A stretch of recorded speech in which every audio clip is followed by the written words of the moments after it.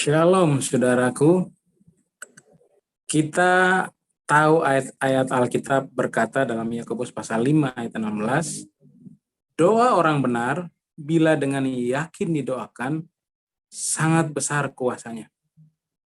Banyak kali orang percaya pada umumnya betul percaya ayat ini, kalau orang benar itu berdoa pasti kuasanya besar. Memang betul, tapi kadang-kadang kita kesulitan memahami ayat ini dari teksnya. Orang kadang-kadang langsung yakin aja kalau saya berdoa, tapi dia nggak tahu ada banyak hal yang dibicarakan ayat itu, tidak hanya sekedar doanya saja atau orang benarnya saja, tapi minimal ada 3 hal yang dijelaskan oleh Yakobus pasal 5 ayat 16. Coba kita lihat sama-sama apa yang dimaksudkan oleh Yakobus pasal 5 ayat 16. Kita akan lihat ayatnya dulu. Doa orang benar. Yakobus pasal 5 ayat 16. Alkitab berkata, doa orang yang benar bila dengan yakin didoakan sangat besar kuasanya. Dari bacaan ini, dari ayat ini, paling tidak ada 3 hal penting yang disampaikan oleh kitab Yakobus. Yang pertama ada doa, ada orang benar, dan ada keyakinan orang benar. Jadi orang yang berdoa itu orang benar itu berdoa dengan doa yang benar, lalu orang benar yang berdoa dengan doa yang benar tadi, dia berdoa dengan keyakinan. Nah, itu baru menghasilkan kuasa yang sangat besar. Jadi kalau orangnya benar tapi doanya nggak benar, tidak mungkin menghasilkan kuasa. Atau orangnya benar, doanya benar tapi dia nggak yakin. Jadi ini 3 hal ini satu paket. Orang yang berdoa dan ada kuasanya, dia harus orang benar.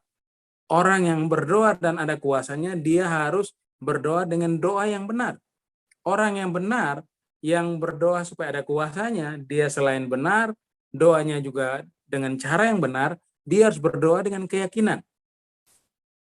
Apa yang dimaksud dengan ayat ini? Yang pertama, saudara, doa orang benar sangat berkuasa dan sangat besar pengaruhnya. Apa yang perlu kita perhatikan untuk dapat mengalami doa yang berkuasa? Yang pertama ada orang yang berdoa. Siapa orang yang berdoa? Orang yang berdoa adalah orang yang benar. Nah, pertanyaannya kita kemudian, siapa itu orang benar?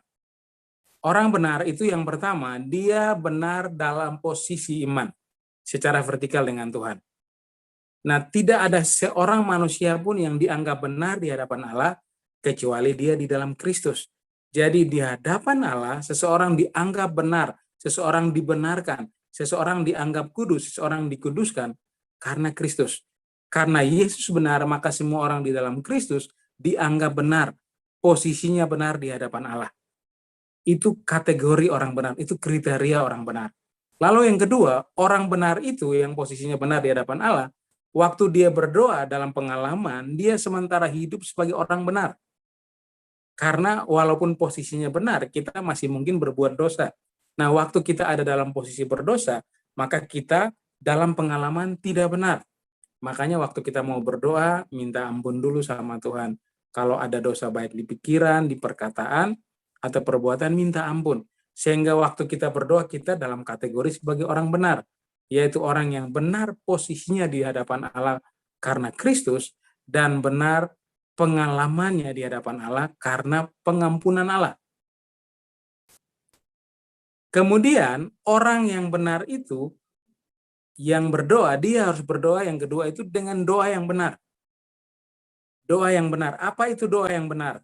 Doa yang benar itu doa yang sesuai dengan firman Tuhan. Jadi kita berdoa harus sesuai dengan firman Tuhan. Yang dimaksudkan sesuai dengan firman Tuhan itu adalah isi doa dan tujuan dari doa. Kalau kita baca doa Bapa Kami misalnya, isi dari doa Bapa Kami itu ada penghormatan kepada Tuhan, ada meminta sesuatu tapi sesuai kehendak Tuhan, artinya tidak memaksa kehendak, terus meminta sesuatu yang sesuai kebutuhan kita, bukan keinginan kita. Jadi isi doa yang tepat, yang benar soal kita berdasarkan doa Bapa Kami adalah waktu kita datang berdoa, kita datang sebagai orang yang lemah, kita datang sebagai manusia yang memang hidup hanya bergantung dari Tuhan. Karena itu kita menyembah Dia, kita memuji Dia, kita agungkan Dia, kita hormati Dia. Dia besar, Dia dahsyat, Dia hebat, Dia mulia, Dia luar biasa. Dan kita manusia yang lemah. Kita hidup dalam kebergantungan mutlak dengan Dia. Lalu kalau kita meminta sesuatu, bukan kehendak kita yang jadi, tapi hanya kehendak Tuhan. Tidak boleh maksa-maksa kehendak. Tuhan, kalau Tuhan nggak jawab ini, saya pasti nggak mau begini. Kalau nggak jawab, saya nggak mau gereja. Kalau nggak jawab, saya nggak mau begini-begini. Kita siapa? Jadi kita harus nuntut. Dia tahu yang terbaik. Dan karena itu waktu kita datang meminta kepada Dia, kita percaya pasti bahwa Dia tahu yang terbaik dan akan memberikan yang terbaik. Lalu kalau kita minta sesuatu, jangan minta berdasarkan keinginan kita. Karena Alkitab berkata Allah itu selalu menjawab doa kita sesuai dengan kebutuhan kita, bukan keinginan kita. Allahku akan memenuhi segala keperluanku menurut kekayaan dan kemuliaannya. Yang Allah cukupi kebutuhan kita, keperluan kita, bukan keinginan kita. Lalu yang kedua, doa yang sesuai kehendak firman Tuhan adalah tidak munafik. Kita apa adanya sama Tuhan. Tuhan itu kan tidak bisa kita bohongi. Di hadapan orang kita bisa bohong, kita bisa sok rohani, kita bisa dengan atribut rohani, dengan jabatan rohani, kita bisa menipu banyak orang. Tapi kalau sama Tuhan apa adanya. Kita doakan bukan kita berpuisi, kita juga nggak lagi berpantun. Kita kalau butuh sesuatu dari orang, kita bisa suap orang itu, bisa kan kalau manusia. Kita bisa baik-baikin orang itu supaya orang itu mau bantu kita. Tuhan kan nggak bisa begitu. Kita nggak bisa cari muka sama Dia untuk ditolong. Kita juga nggak bisa baik-baikin Dia supaya Dia tolong. Dia tahu keseluruhan hidup kita. Kurang ajarnya kita Dia tahu. Kebaikan kita Dia tahu. Karena itu kita datang apa adanya. Tidak munafik. Tuhan, ini saya minta ampun, saya begini, saya jujur di hadapan Tuhan, saya butuh ini, Tuhan lebih tahu kebutuhan saya. Lalu yang ketiga, to the point kalau ngomong. Tuhan itu kan pribadi yang tahu hidup kita. Doa itu adalah cara kita merendahkan diri di hadapan Tuhan yang Maha tahu. Tuhan itu sudah tahu siapa kita, Dia tahu kebutuhan kita. Jadi kita nggak perlu basa-basi untuk ngomong sama Dia, to the point. Waktu kita, jadi doa itu sebenarnya apa ya? Doa itu adalah kesadaran kita sebagai manusia yang lemah dan tidak berdaya, kita butuh Tuhan. Jadi itu kerendahan hati kita sebagai manusia yang sadar bahwa hidup kita hanya mungkin kalau Tuhan tolong. Dan yang keempat, hasil doa itu harus untuk kemuliaan Tuhan. Dalam Yakobus 4 ayat 3 firman Tuhan bilang apa? Kamu nggak dapat apa karena kamu nggak dapat apa-apa karena kamu belum berdoa. Atau mungkin kamu udah berdoa tapi yang kamu minta hendak kamu habiskan untuk memuaskan hawa nafsumu. Tujuan dari doa atau hasil dari doa, hasil dari jawaban doa adalah untuk kemuliaan Tuhan. Saudara diberkati sembuh supaya untuk menyaksikan kebaikan Tuhan, bukan untuk bangga, bukan untuk hidup dalam dosa lagi. Saudara diberkati lebih bukan supaya saudara sombong, tapi untuk menunjukkan Tuhan itu baik, Tuhan itu Allah yang baik. Jadi seluruh hasil dari doa, seluruh tujuan dari doa kita adalah apa? Kita pakai untuk menyenangkan Tuhan, kita pakai untuk kemuliaan Tuhan. Itu doa yang benar. Jadi yang pertama, orang yang berdoa itu harus orang yang benar, lalu orang yang benar itu harus berdoa dengan doa yang benar. Dan yang ketiga, orang yang benar tadi, yang berdoa dengan doa yang benar, dia juga harus berdoa dengan keyakinan. Saudara sudah benar, doanya udah benar, tapi nggak yakin. Tuhan kalau tolong, syukur-syukur, kalau enggak ya nggak apa-apa. Nggak bisa. Apa saja yang kita minta dan doakan di dalam nama Yesus, Tuhan jawab. Alkitab bilang begitu. Kecuali pakai nama kita sendiri. Nggak mungkin. Tapi di dalam nama Yesus, karena ada kuasa di nama itu. Makanya waktu kita berdoa, yakin Tuhan pasti jawab dan Tuhan pasti jawab. Alkitab bilang apa?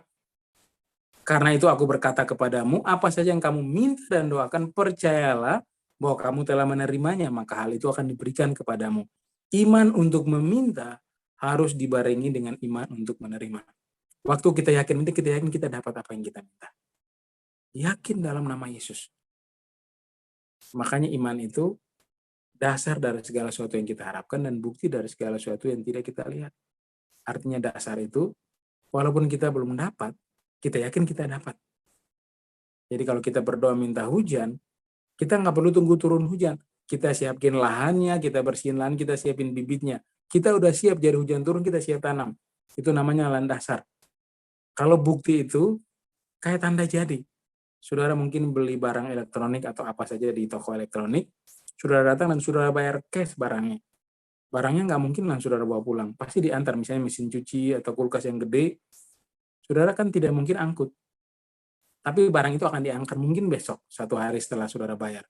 Tapi barang itu pasti datang nggak? Datang, karena saudara udah bayar. Jadi bukti itu tanda jadi, bahwa waktu saudara bilang nama Yesus, itu jadi bahwa sorga akan berkati saudara. Itu iman.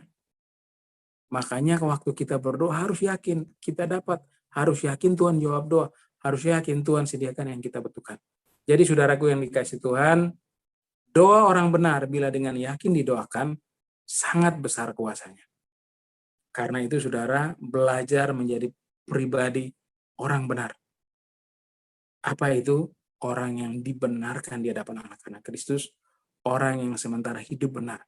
Kalaupun dia jatuh dalam dosa, dia datang dan minta ampun kepada Tuhan untuk hidup dalam pengampunan Tuhan. Yang kedua, dia harus berdoa dengan cara yang benar. Doa dengan cara yang benar dan doa dengan keyakinan bahwa apapun yang kita minta, Tuhan pasti jawab.